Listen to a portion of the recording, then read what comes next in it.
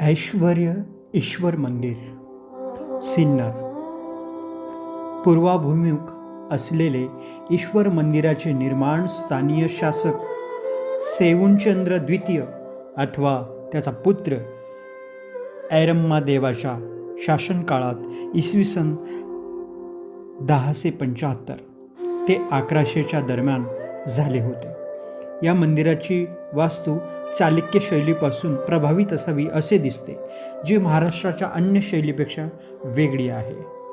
त्यानुसार हे चालुक्य मंदिर वास्तुकलेचे सर्वात उत्तरी सीमेवरील स्थित उदाहरण आहे, ज्यास 11व्या शतकातील निर्मित चालुक्यांची सर्वोत्तम कृती म्हटले जाऊ शकते. तसेच हे संभवतः गोंदेश्वर मंदिरपेक्षाही प्राचीन असावे असे पुरावे इथे सापडतात. मंदिराचे आकारमान 20.30 मीटर लांबी तसेच 11.40 मीटर रुंद असे उंच व्यासपीठावर निर्माण झालेले आहे आणि त्यामध्ये एक अर्धमंडप, नंदीमंडप, अंतराल तसेच गर्भगृह आहे. यात नंदीमंडप तसेच अर्धमंडपात 8 सुंदर अलंकृत स्तंभाचा उपयोग केलेला आहे.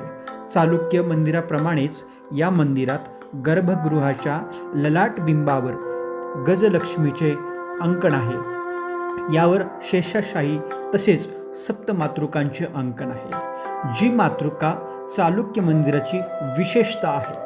छताच्या आंतरिक भागात 9 वर्गाकार खाचा बनलेल्या आहेत, ज्यात अष्टदिक्पालामाना स्थान दिलेले आहे. हे सामान्यतः दख्खन प्रदेशातील मंदिरात दिसते असे नाही. अंतराळातील प्रवेशद्वार मकर प्रदेशातील मंदिर आणि तोरण बनलेले आहे. हे तक्षण कलेचे एक उत्तम उदाहरण आहे आणि यात वर्तुळाकार अलंकरणामध्ये नटेश्वराच्या वेशभूषेला दाखविण्यात आलेले आहे. गर्भगृहात शिवलिंगाची प्रतिष्ठापना केली गेली आहे.